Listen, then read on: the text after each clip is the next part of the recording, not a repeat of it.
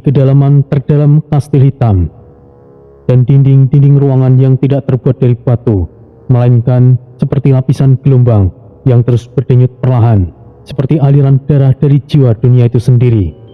Lantainya bergema pelan setiap kali diinjak. Di pusat ruangan berdiri kubah kristal naga, tinggi, simetris, dan menyimpan pancaran aurora dari dalamnya. Palu Gegana berdiri tegak di dalamnya, tidak bergerak, namun kekuatannya terasa menggetarkan tulang hingga sumsum. Ukurannya besar, berat, namun bukan karena massa, melainkan karena beban takdir yang melekat padanya. Ulha Nagasona, tampak naga yang telah menyatu dengan Tori, mulai bergetar keras, seolah panik atau justru bergairah. Ganggangnya memanas, lalu serpihan cahayanya mulai menyelimuti lengan kanan Tori, membentuk pola sisik naga emas yang berkilau lembut di tengah tamaram ruangan. Ini langit alam iblis Asura terbuka. Bukan hanya langit, Red Baron. Itu adalah batas antara dunia. Segel dari alam iblis Asura telah terbuka. Tori menunduk, melihat tangannya menggenggam palu itu. Tenaga seluruh semesta seperti mengalir ke dalam tubuhnya.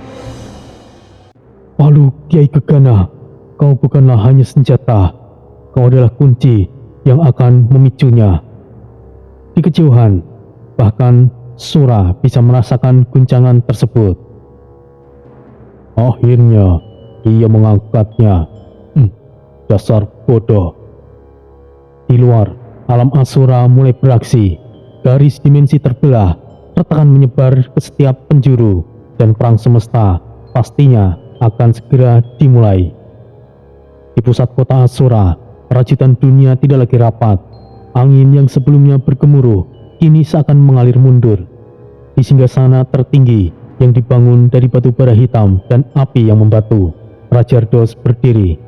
Tubuhnya menjulang, matanya membuka perlahan, dan dari bola matanya mengalir asap pekat seperti tinta yang meleleh dari dalam air. Akhirnya, segel alam Asura terangkat. Gerbang telah terbuka. Dunia akan menyala dengan nyala api neraka. Suara Raja Ardos seperti logam yang digores dari dalam dada kosong. Ketika ia menurunkan tangannya, langit Asura mulai menjawab. Cahaya merah muda, warna aneh yang tidak pernah dikenal, meledak dari balik awan. Langit mengelupas, dan dari sana bintang telah jatuh, bukan sebagai cahaya, namun sebagai serpihan realitas. Sementara itu, di ruang altar, Tori berdiri mematung. Di tangannya menggenggam palu Gegana. Beratnya tidak terletak pada massa, melainkan pada takdir. Jari-jarinya mulai berdarah, namun ia tidak melepaskannya. Pada akhirnya, akulah yang menciptakan kekacauan ini. Tapi, aku juga yang akan mengakhirinya. Red Baron meludah ke tanah. Ludahnya menguap sebelum menyentuh lantai yang kini membara lembut seperti bara api. Jadi, apakah kita ini pahlawan yang menyelamatkan dunia, atau justru malah biang kehancuran yang akan mempercepat kiamat? Lodi hanya tertawa kecil. Darah kering yang menempel di bibirnya. Tatapannya masih tajam, tapi ada kelelahan di sana. Itu sama saja. Yang penting, kita yang memilih, bukan takdir, bukan mereka para dewa yang telah mengendalikan takdir. Tori menarik napas dalam. Apapun yang terjadi, sudah terlambat bagi kita untuk berhenti. Palu Gegana terangkat, tapi suara yang muncul bukanlah logam yang terangkat, melainkan gema dari kekuatan itu sendiri. Langit langsung mendesis, merintih, dan waktu seketika berhenti. Alam Asura membeku, bukan karena es, tapi oleh kekuatan dunia itu sendiri. Di setiap titik dunia itu, dari runtuhan benteng, gua para raksasa iblis hingga lembah-lembah hening, tempat darah iblis tertua tertanam, semuanya sunyi. Kemudian, langit yang selama ini hanya mengenal badai, mulai retak dari dalam, seperti permukaan kaca yang dihantam dari balik dimensi. bukan oleh serangan, tapi oleh kebenaran yang tidak terbantahkan, bahwa Palu Kiai Gegana tidak hanya membuka gerbang, tapi membuka realitas itu sendiri. Tanah mulai bergetar, tapi bukan karena gempa, melainkan karena seluruh lapisan dunia di bawahnya mulai bergeser. Gunung-gunung melengguh, mengerang seperti binatang tua yang dipaksa untuk bangun. Sungai darah mulai mendidih dan berubah warna, bukan lagi merah, namun emas kemerahan bercahaya. Tori, lihatlah ke langit. Tori langsung mendongak. Di atas mereka, dua naga raksasa muncul dari pusaran waktu. Satu cahaya perak terang, memanjang seperti ular dewa. Satu lagi bayangan hitam pekat, gigi berlapis-lapis, dan mata seperti planet yang terbakar. Mereka berputar di atas langit kastil hitam, saling beradu, saling menarik. Setiap benturan mereka menghasilkan getaran seperti petir yang tertulis dalam bahasa api. Dan dari langit itu, satu demi satu portal retak terbuka, bukan sekedar portal biasa, tapi lubang-lubang dimensi ke dunia lain. Dunia di mana para dewa memimpin, dunia yang telah dilupakan oleh sejarah, dan dunia yang belum pernah dicipta. Palu Gegana adalah kunci, tapi juga sebuah peta. Ini ada kaitannya dengan jantung semesta. Lalu suara itu datang tanpa sumber, tanpa asal, bukan suara dari luar, tapi dari segala arah dan dalam hati mereka. Itu adalah suara semesta. Pusaka Palu Gegana adalah segel, tapi juga kunci menjaga tatanan. Segeralah berikan kepada Sang Hyang Antaga. Sang Hyang Antaga, itu nama yang sangat asing. Apakah jangan-jangan itu adalah Eyang Togok? Ya, aku pernah mendengarnya. Sang Hyang Antaga adalah nama kedewaan dari Eyang Togok. Tori memejamkan mata, keringat dingin mengalir dari pelipisnya. Tangan kanannya masih menggenggam palu itu, tapi kini mulai gemetar. Sekarang, aku tahu, aku bukanlah penyelamat. Aku hanyalah seorang yang berdiri di tengah reruntuhan. Tapi, jika semua ini memang harus dimulai dariku, maka biarlah aku akan menjadi awalnya. Di atas sana, langit kembali retak. Sura menatap dari kejauhan, matanya menyala, dan senyumnya perlahan tumbuh. Bagus, kau telah membuka segelnya, dan biarkan semesta memperlihatkan kekacauan yang sebenarnya. Di bumi, jauh di atas pegunungan berlumut yang diselimuti kabut pagi, para pendeta leluhur tengah duduk bersila di sekitaran lingkaran api.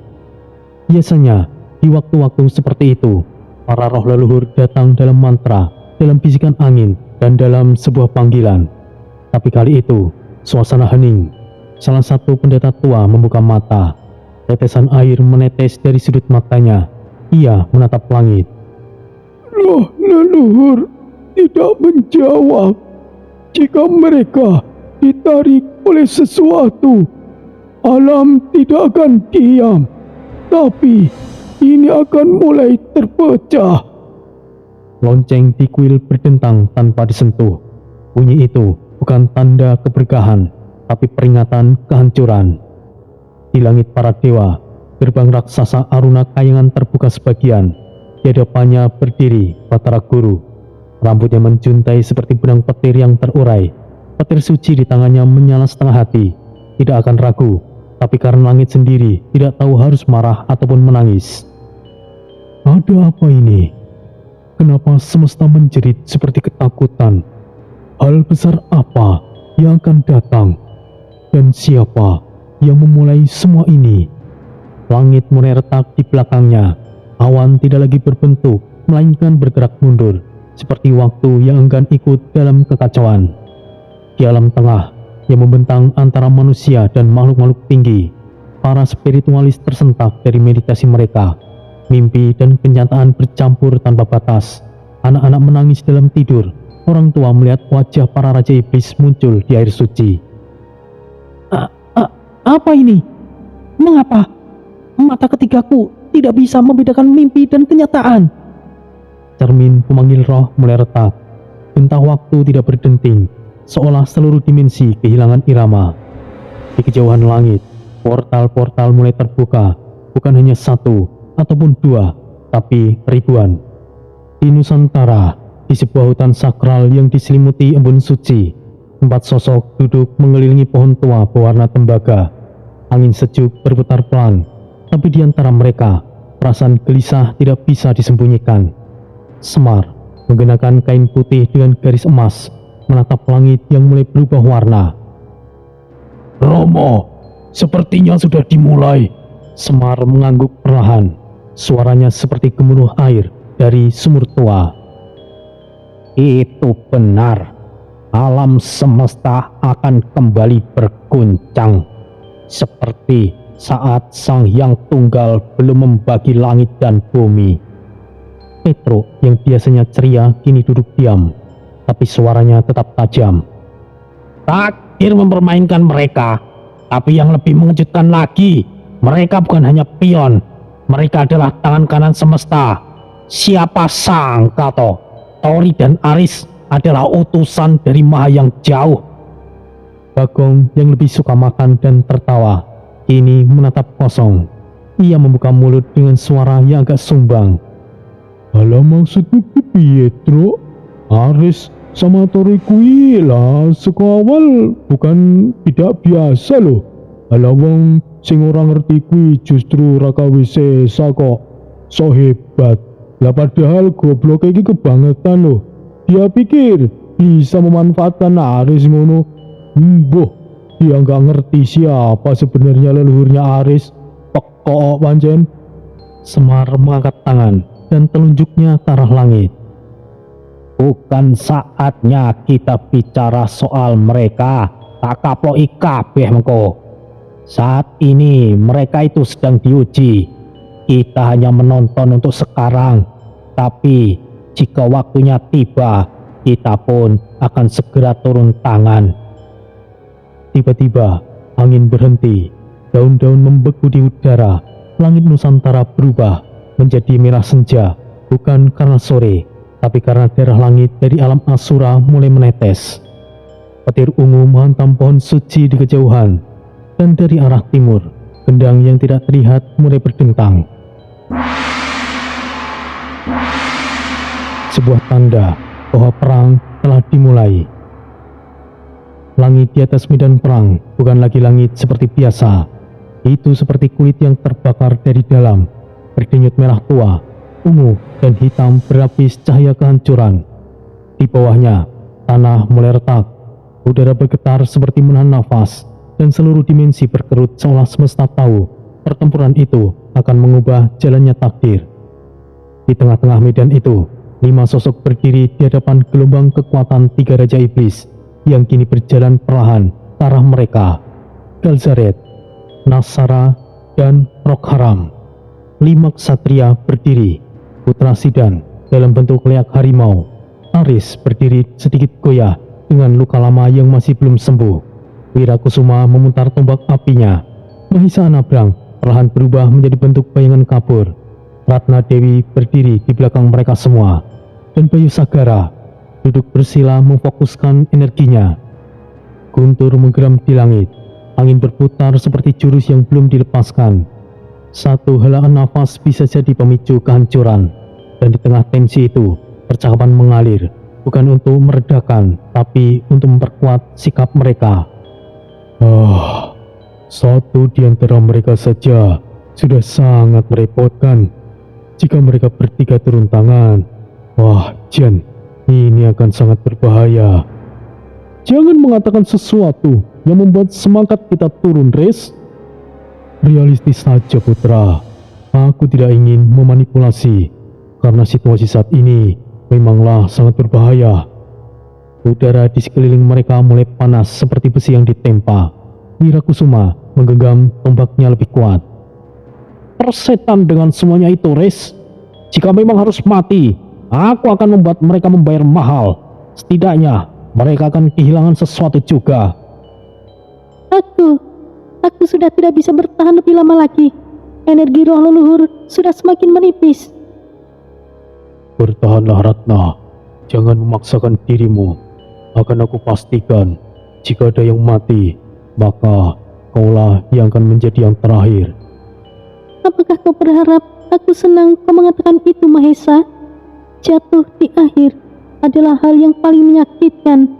Melihat kalian tumbang satu persatu, itu kenyataan yang sangat pedih. Aku sudah siap untuk mati. Setidaknya aku tidak mati tenggelam di dasar palung.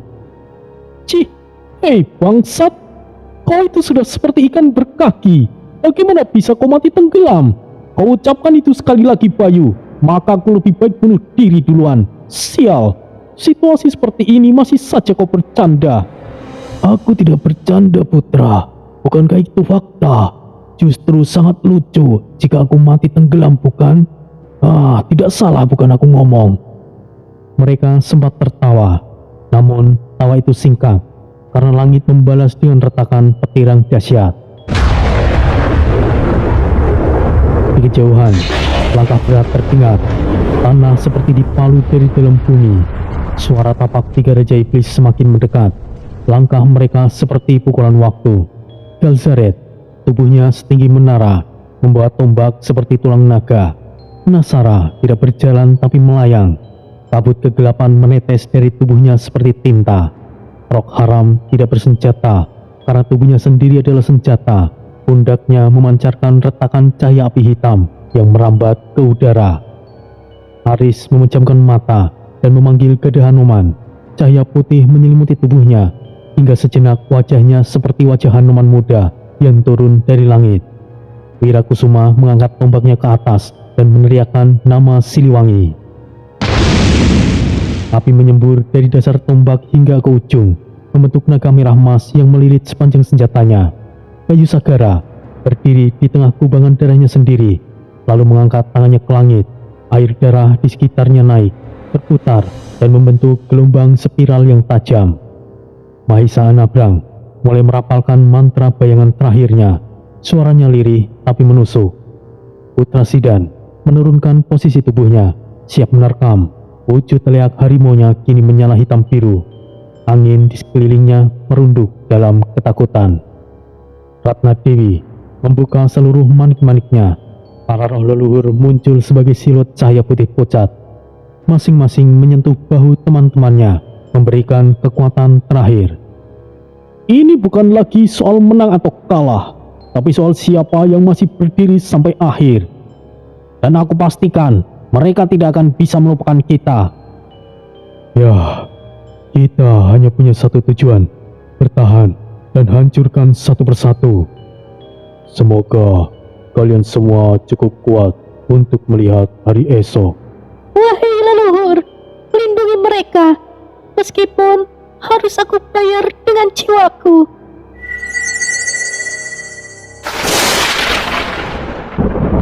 Langit langsung pecah dan pertarungan kembali dimulai. Di tengah lembah itu, tim Aris seperti titik cahaya kecil yang menolak padam di tengah badai kiamat. Nasara meluncur seperti kilatan kegelapan dari langit. Tubuhnya bagaikan bayangan bersayap, bergerak lebih cepat dari petir, lebih tajam dari cahaya, dan tangannya tidak memegang senjata, tapi jari-jarinya memotong udara seperti belati iblis. Sebuah semburan gelap meledak dari arah Nasara. Tanah di sekitar tim Aris terpental, membentuk kawah api hitam yang membakar udara itu sendiri. Waktu seolah terbelah setiap kali iblis itu menyerang dan meninggalkan retakan kecil pada kenyataan di sekeliling mereka. Ratna Dewi berdiri di pusat formasi, mengangkat kedua tangannya tinggi-tinggi. Wajahnya dipenuhi peluh, tapi matanya tetap bersinar seperti cahaya di dalam kabut malam. Dari kakinya segel melingkar membesar dengan pola ukiran aksara kuno Nusantara. Lingkaran itu berdenyut seolah bernafas, dan dari pusatnya muncul pelindung emas berbentuk seperti bunga teratai bercahaya, mekar melindungi seluruh tim. Semuanya sedikitlah merapat. Aku sudah tidak bisa membuat pelindung luas terlalu lama. Memperpendek jangkauan akan lebih efektif. Dan kali ini aku akan menambah status kalian semuanya. Dan segera aura keemasan menyelimuti seluruh tim. seperti jubah roh menyatu dengan kulit mereka. Nafas mereka menjadi lebih ringan, gerakannya lebih cepat, otot lebih kuat, dan tekanan panas di sekitar mereka terasa menjauh. Wira merasakan tombaknya menjadi seolah terbuat dari cahaya yang padat. Putra mendengar raungan harimau dari dalam dadanya. Bayu Sagara merasakan air darahnya memenuhi kehendaknya tanpa hambatan. Bahkan Aris yang awalnya nampak paling terbebani, kini berdiri lebih tegap. Oh, kekuatanku terasa meningkat. Sepertinya sekarang kita bisa bertarung sekali lagi. Aku siap. Dengan ini aku juga bisa bertarung lebih baik lagi. Aku tahu kau punya teknik mengerikan seperti ini, Ratna. Kekuatanku setidaknya meningkat 50%. Saatnya untuk mengamuk. Ini kekuatan tertinggi Ratna rupanya. Sepertinya kita juga harus habis-habisan. Jangan bodoh. Jika kalian keluar dari pelindung, maka kalian akan tamat. Kalian tidak akan merasakan efeknya. Gunakan kesempatan ini untuk bertahan selama yang kalian bisa. Pelindung itu seperti jaring spiritual yang menyatu langsung dengan jiwa Ratna. Setiap goresan yang mengenai pelindung menciptakan luka samar di permukaan kulitnya sendiri. Darah menetes dari sudut mulutnya, namun ia tetap berdiri. Mahesa Nabrang yang sejak awal melangkah ke sisi Ratna, tubuhnya yang sebagian bayangan membentuk pola pelindung tambahan di sisi kiri. Bertahan bukanlah solusi, Ratna. Kami memiliki darah petarung. Bertahan bukanlah gaya kami. Please, lakukan keduanya. Serahkan bertahan pada kami. Aku dan Ratna akan mendukung. Kalian yang melancarkan serangan, pastikan tidak keluar dari pelindung ini. Oh, ternyata begitu. Ya, aku mengerti, Mahesa. Aku serahkan punggungku padamu. Baiklah. Mari kita lakukan. Langit kembali bergemuruh. Nasara kembali menyerang dari atas dengan teknik iblis cepatnya. 9 bayangan dirinya muncul bersamaan dan menyerang dari 9 arah yang berbeda. Setiap bayangan membawa serangan seperti terfokus, tombak cahaya hitam, cakar kegelapan, dan sebagainya. Sial, ini buruk. Segera lakukan sesuatu. Serangan Nasara langsung mengenai pelindung. Pelindung itu berguncang hebat. Ratna langsung menyemburkan darah dari mulutnya. Ratna, bertahanlah! Mahesa Nabrang segera mempertebal bayangan di sisi pelindung, menahan retakan yang mulai muncul. Bayu mulai mengangkat tangannya. Darahnya yang melingkar membentuk dinding pusaran. Gelombang darah berlapis pelindung. Putra bersiap dengan cakar harimau berlapis energi leak, membidik arah serangan Nasara untuk memberikan serangan balasan dengan cepat. Wira membentuk formasi tombak api berputar, menciptakan celah untuk Aris. Aris mengambil langkah ke depan. Dada Hanuman di tangannya bersinar lebih terang dari sebelumnya. Ia menarik napas dalam, menatap Nasara yang melayang penuh angkuh di atas. Jika ini adalah perang, maka kita akan memberinya luka yang fatal, yang tidak akan mungkin bisa dia sembuhkan. Mereka masih membentuk barisan, memperkuat oleh pelindung Ratna, dilindungi oleh bayangan Mahesa, didukung oleh darah Bayu, didorong oleh amarah putra, dan dipandu oleh tombak Wira dan dipimpin oleh Aris. Suasana di tempat itu semakin kacau. Angin berdesing seperti jeritan roh. Tanah retak memanjang dengan semburan asap merah dari celah-celahnya.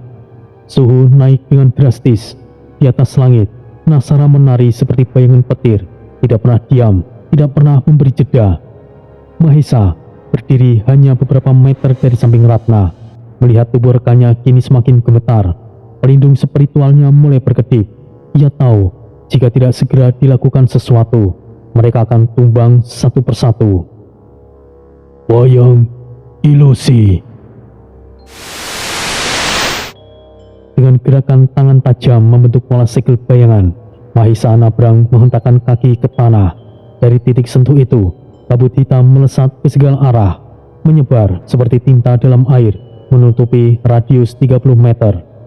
Kabut itu tidak hanya menghalangi pandangan biasa, ia memanipulasi struktur cahaya dan suara, menciptakan ilusi semu yang membuat musuh kehilangan akurasi dan memperlambat reaksi. Musuh yang memasuki area itu, akurasi dan reaksinya akan turun 30%. Visi normal terganggu total.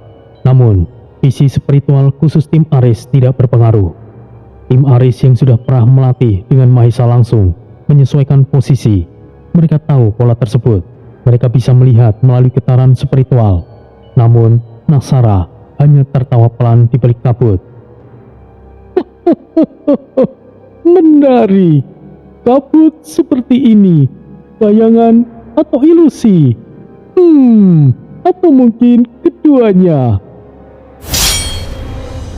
Suara dua bilah senjata memotong kabut. Nasara bergerak zigzag. Kecepatannya melebihi logika mata manusia, 20 km per jam, dan mungkin lebih cepat dari itu. 4 bilah senjatanya, 2 pendek, 2 panjang, berpindah bentuk dengan liar, kadang menjadi sabit, kadang menjadi tombak, dan kadang hanya bayangan yang tajam. Ia tidak lagi menyerang membabi buta. Kini ia menargetkan 2 orang, Ratna sebagai sumber pelindung dan Mahesa sebagai sumber gangguan. Sial, kecepatannya mengganggu bayangan ilusiku. Ini sangat buruk. Kabut mulai bergeser, bukan karena hilang, tapi karena pusaran angin yang tercipta dari gerakan Nasara menyapu formasi kabut tersebut. Jangan banyak bicara, tetap fokus Mahesa. Ilusi itu sudah cukup. Ia lebih sulit mengunci target sekarang. Kita bisa bertahan lebih lama jika terus seperti ini. Serangan pertama Nasara menghantam sisi kiri pelindung. Di bagian yang paling tipis, suara pelindung seperti kaca yang berderak ditekan dari dalam. Tusukan dari atas mengarah ke tengah pelindung, mencoba mencari celah dari titik sisi vertikal. Cahaya pelindung terpaksa membelokkan arah tusukan, tapi retakan samar mulai terlihat. Tendangan energi Nasara menghantam titik tengah pelindung. Bukan hanya menekan, tapi menciptakan resonansi yang membuat pelindung bergetar sampai ke dasar segel spiritualnya. Ratna terguncang, tubuhnya terdorong sedikit ke belakang, dan pelindung menunjukkan retakan awal. Ilusi Mahesa mulai terdistorsi, tapi efek penurunan akurasi musuh masih tetap aktif. Ratna, apakah kau baik-baik saja? Tidak ada yang perlu dikhawatirkan Mahesa. Riz, kita harus melakukan sesuatu. Ya, aku tahu Wira. Biarkan aku memikirkan terlebih dahulu. Aris membaca pola serangan Nasara. Iblis itu bergerak seperti gelombang gangguan. Tidak hanya cepat, tapi juga berubah bentuk, membuat sistem pertahanan biasa yang tidak berguna. Putra dan Bayu masih di posisi masing-masing, menunggu aba-aba dari Aris.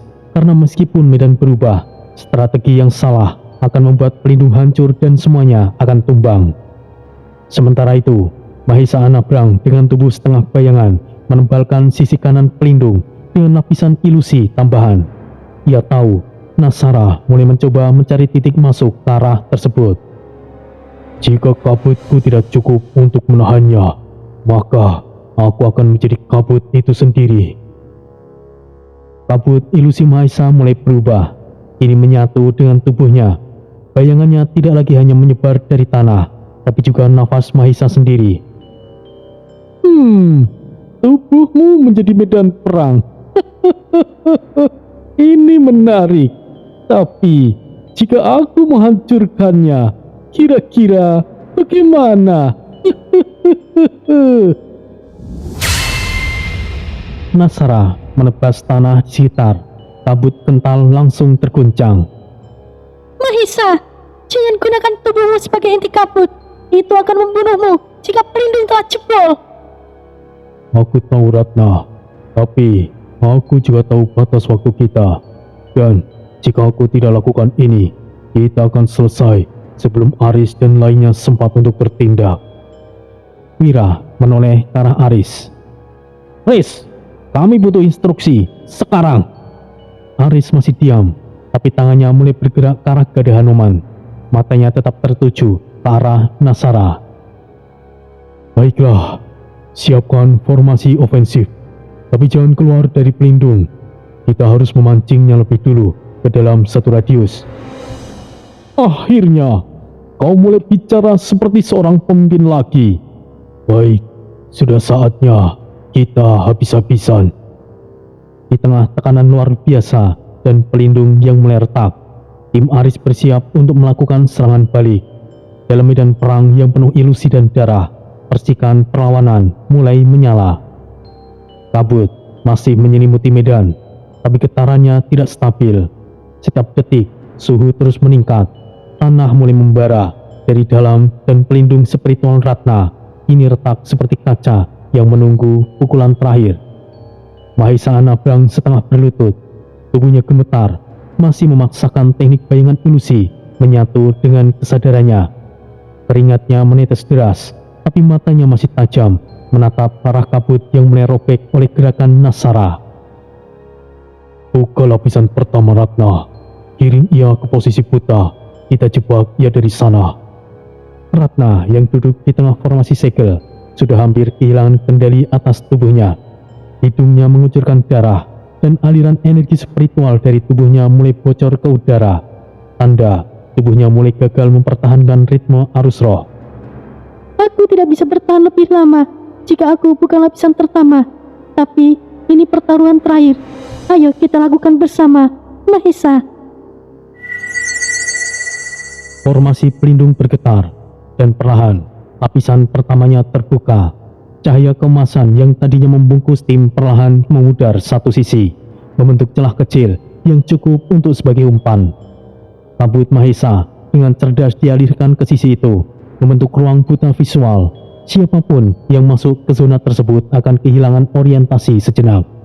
Tapi hanya sejenak.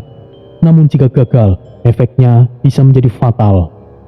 Nasara yang sejak awal hanya bermain-main di dalam kabut, tersenyum dengan tipis.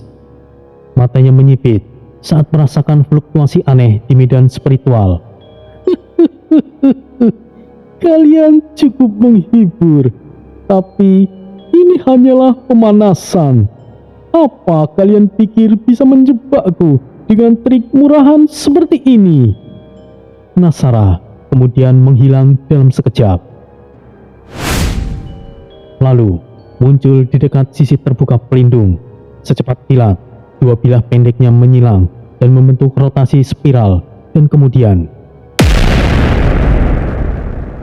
serangan itu menghantam tepat di sisi kiri pelindung, bagian terbuka. Ledakannya mengguncang seluruh medan. Pelindung retak di 3 titik. Cahaya kemasan berkedip liar seperti api kehabisan oksigen. Ratna langsung muntah darah. Tubuhnya tersentak, matanya nyaris tertutup, tapi ia masih duduk memaksa segel bertahan. Mahesa terpental, jatuh ke tanah lalu berlutut dengan satu tangan menopang tubuh. Sial, kekuatan kita tinggal setipis benang. Getaran menjalar dari tanah, melewati bayangan, menghancurkan titik-titik fokus Mahesa. Kabut mulai mencair, menyisakan fragmen-fragmen samar seperti asap usang. Aris yang sejak awal memperhatikan semua dengan mata tajam, mengepalkan tangannya. Ia bisa mendengar degup jantung Mahesa dan Ratna. Ia bisa merasakan niat mereka yang tidak ingin menyerah. Tapi jika ia tidak bertindak sekarang, Jan, mereka sudah mencapai batasnya. Aku harus segera bertindak. Jika tidak, pelindung ini akan hancur dan kita semua akan ikut lenyap. Di belakang Aris, Putra, Wira dan Bayu masih diam, tapi wajah mereka kini berubah, bukan takut, tapi kemarahan. Dia membuat Ratna sampai muntah darah. Aku mulai muak dengan iblis keparat itu. Kalau Aris tidak bergerak, aku yang akan keluar dari pelindung. Tunggu sedikit lagi. Aku yakin Aris sedang menunggu satu celah sempurna. Sekali dia lihat itu, kita semua akan tahu kapan harus bertindak. Ratna, meskipun setengah sadar, sempat berbicara pelan. Aku masih bisa bertahan 5 detik lagi. Tolong, 5 detik lagi, kalian berusahalah. Mahesa merangkak maju, tangannya berdarah, tapi ia kembali berdiri meskipun tubuhnya telah goyah. Aris, kalau kau masih punya rencana, sekaranglah saatnya. Kabut nyaris lenyap. Pelindung tinggal menunggu satu serangan lagi untuk pecah. Nasara bersiap untuk menyelesaikan semuanya. Nasara mengangkat keempat pilihannya sekaligus. Senjata itu berubah bentuk menjadi sayap pisau energi.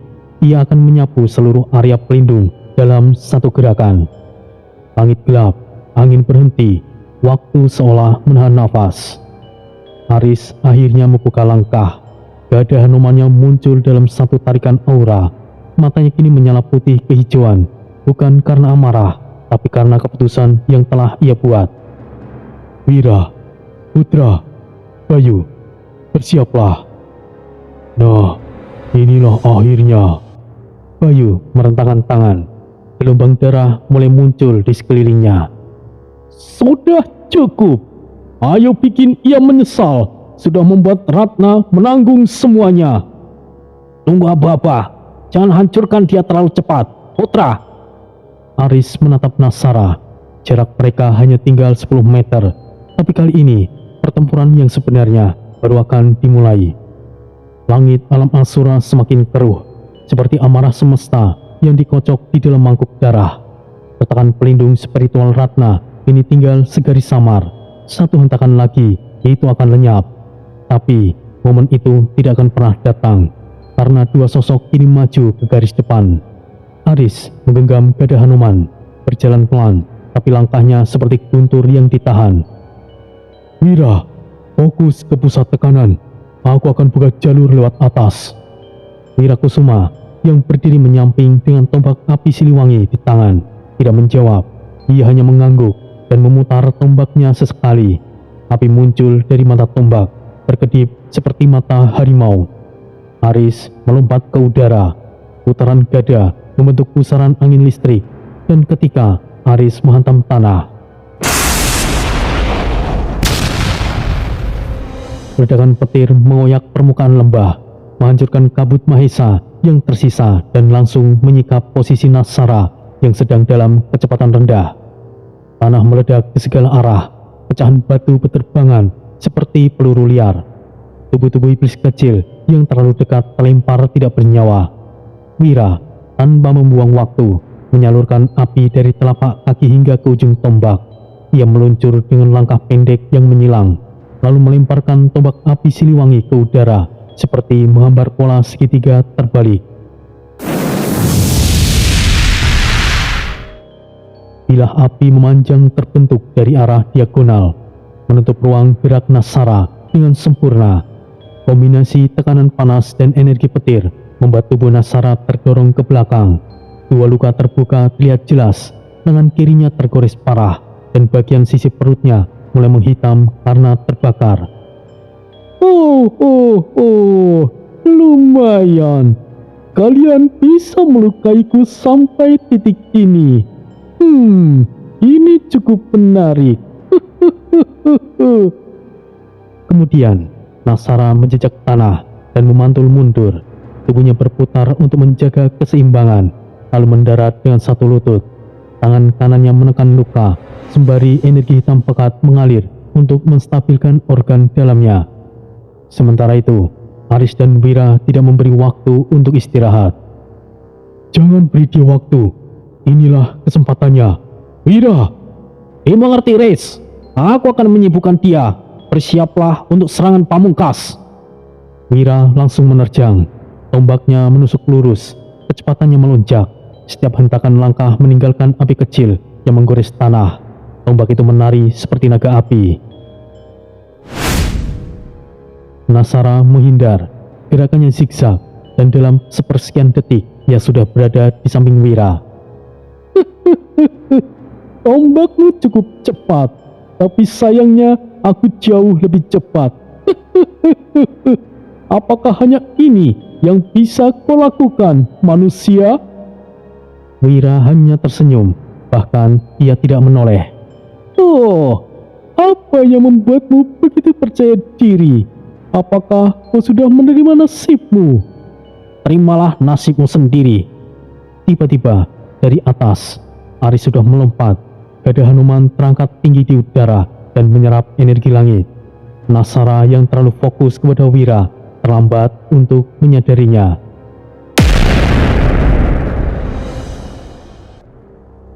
Gada Hanuman menghantam tepat di punggung Nasara, menciptakan kawah mini di tanah. Getarannya menjalar ke seluruh lembah. Nasara terpental, tubuhnya menabrak sisi tebing dengan suara yang keras.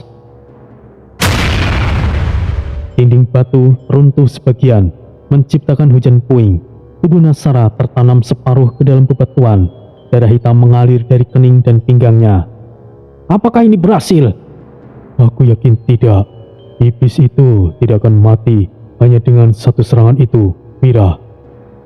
Mereka berhenti dan diam sejenak, memandang tubuh Nasara yang masih diam menancap di dinding. Waspadalah Wira, terus jaga momentum. Sebelum kalimat itu selesai, aura dingin menguar dari sisi lembah. Dari bayangan puing tebing muncul sosok baru, lebih tinggi, lebih tenang, dan lebih menakutkan. Galzaret, dengan armor yang menyatu dengan kulitnya dan mata yang bersinar biru pekat seperti lubang hitam. Ia tidak berjalan, ia meluncur di atas udara seperti kabut berat, dan kini berdiri hanya 5 meter dari Wira dan Aris. Please, kita punya masalah baru. Sial, kita bahkan belum selesai dengan satunya.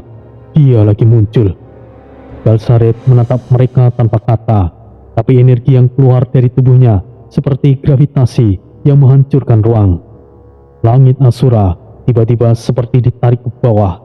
Cahaya merah yang semula hanya menggantung statis, kini menyusut dan berputar, membentuk pusaran raksasa. Di sana, suara seperti raungan logam yang terdengar, mengguncang tulang dan menekan jantung semuanya yang hidup. Aris dan Wira masih dalam posisi menyerang Nasara, tidak sempat bereaksi saat siluet raksasa turun seperti petir vertikal. Tanah seketika hancur, kontur medan berubah, kabut Mahesa terpencar. Udara seketika berubah menjadi racikan maut antara tekanan spiritual dan panas iblis. Aris terpental, tubuhnya terhempas sejauh belasan meter, menghantam tumpukan batu yang menghancurkan seperti kayu rapuh. Gada Hanuman lepas dari tangannya, dan suara nafas Aris berubah kasar dan tidak beraturan. Tulang rusuk kiri patah, terdengar retakan lembut di dalam tubuhnya. Aris! Teriak Wira. Namun, sebelum Wira bisa bergerak, Galzaret tanpa ekspresi sudah berada di depannya. Tangan kanannya yang sebesar perisai tempur menghantam dada Wira dari jarak dekat. Wira tidak sempat bertahan. Tubuhnya mencium tanah, lalu terpental ke arah pilar batu dan menabraknya hingga pilar itu runtuh. Tombak Siliwangi terpental, api pada ujungnya padam seketika. Dada Wira remuk sebagian, nafasnya nyaris menghilang. Lemah, tapi kalian cukup menghibur. Sekarang, mari kita uji pelindung tipis ini. Galzaret melangkah maju, menghantam pelindung roh Ratna. Bukan hanya kekuatan fisik semata, tapi dengan pukulan dimensi, sebuah hantaman yang mengguncang struktur energi dan spiritual dalam satu waktu. Pelindung langsung pecah seperti kaca spiritual. Urat-urat energi yang sebelumnya berpendar emas kini tercerai-berai. Resonansi dari pukulan itu menyerang balik ke Ratna Dewi yang langsung terdorong ke belakang dan berlutut. Aku tidak bisa bertahan lebih lama lagi. Tubuhnya kini diliputi getaran yang tidak terkendali. Waktu 5 detik yang diberikan Aris dan Wira sama sekali tidak cukup untuk memperkuat pelindung tersebut. Mahesa yang masih berlutut di belakang dan terhubung secara spiritual dengan kabut dan pelindungan Ratna ikut menerima dampaknya. Ratna, bertahanlah. Mahesa jatuh berlutut, tangannya menekan tanah yang kini retak di sekitarnya. Kabutnya masih menyisa samar di udara, tapi tidak lagi mempengaruhi musuh. Efeknya telah memudar. Nasara yang sempat terpental kini berdiri kembali. Luka-luka di tubuhnya sudah separuh tertutup oleh regenerasi iblis tingkat tinggi. Ia menatap Galsaret dan tertawa dengan kecil. Kau benar-benar berlebihan, Galsaret. Aku bahkan belum sempat main sepenuhnya. Kau terlalu lambat, Nasara. Aku hanya mempercepat putus asa mereka. Bolehlah sedikit harapan, tapi jangan terlalu lembut, Nasara. Di balik medan, Putra Sidan dan Bayu Sagara menahan diri untuk tidak maju. Putra dalam wujud leak harimaunya menggeram lirih.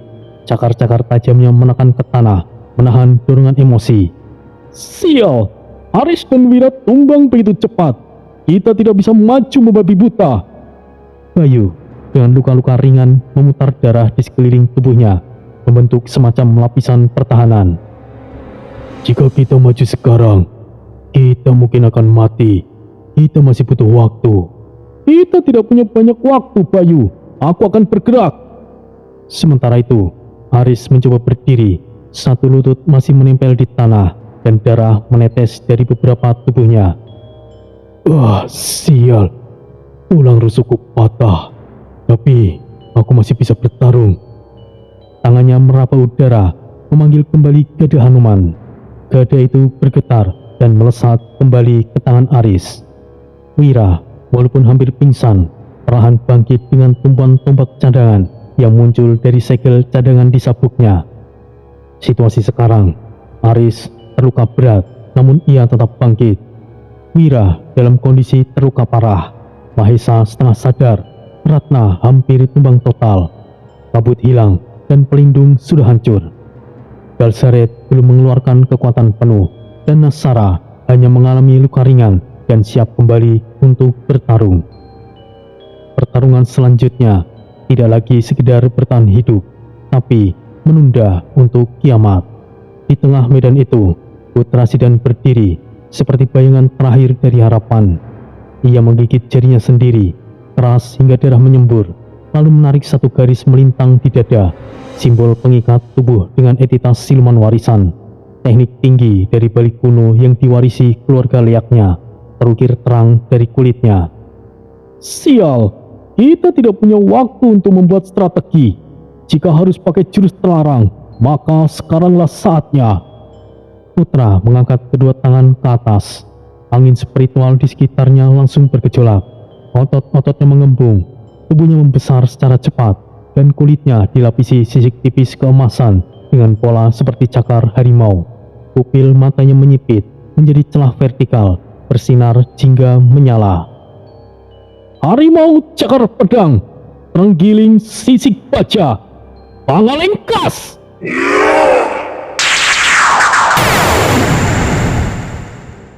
Semburan aura hitam oren membakar udara.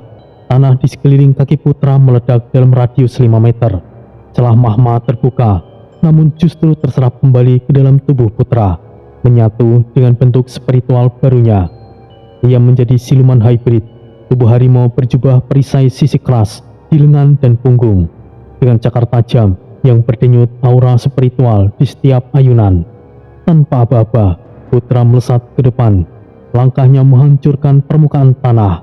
Tubuhnya seperti kilat hitam dan oranye. Rasakan ini! Ya!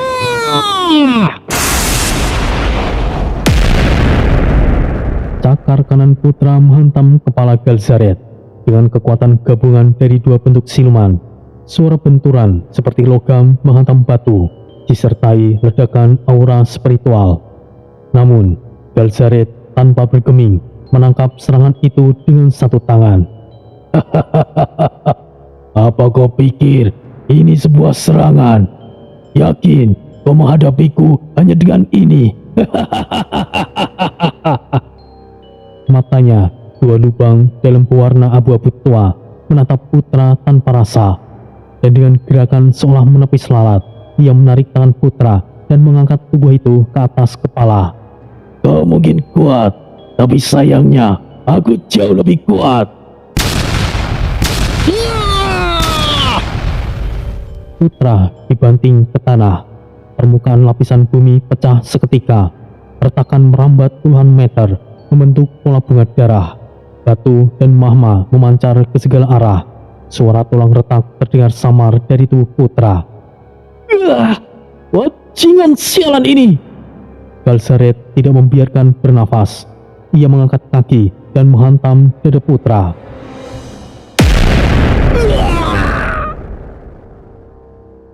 Tanah di bawah tubuh putra berubah menjadi kawah kecil. Sisik bajunya mulai retak di bagian dada. Darah menyembur dari mulutnya, namun tangan kanannya masih menggenggam energi cakar yang tetap mengepal. Kau masih hidup. Lumayan. Baiklah, hibur kami lebih lama. Aku bukanlah manusia yang bisa kalian mainkan, bangsat. Ayo Sakara, giliranmu. Tiba-tiba di balik asap, suara air terdengar seperti ombak, tapi berwarna merah darah. Bayu Sagara muncul dari balik medan. Tubuhnya dibalut aura merah pekat dengan pusaran darah berputar di sekelilingnya. Gelombang darah. Harus keramat. Teknik terlarang. Aktifkan. Gelombang setinggi 15 meter dari darahnya sendiri meledak ke arah Galsaret. Darah itu tidak mengalir seperti cairan, tapi memadat dan berdenyut seperti otot raksasa, siap menghancurkan apapun yang mengenainya. Oh, sepertinya ini sedikit menarik. Hiburlah aku lebih lama.